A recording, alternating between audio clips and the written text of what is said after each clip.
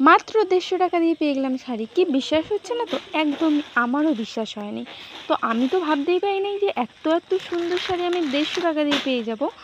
তো দেখে নাও যে কীরকম আমি শাড়িটা পেয়ে গেছি। সত্যি বলতে আমার তো ভীষণ ভীষণ ভালো লেগেছে।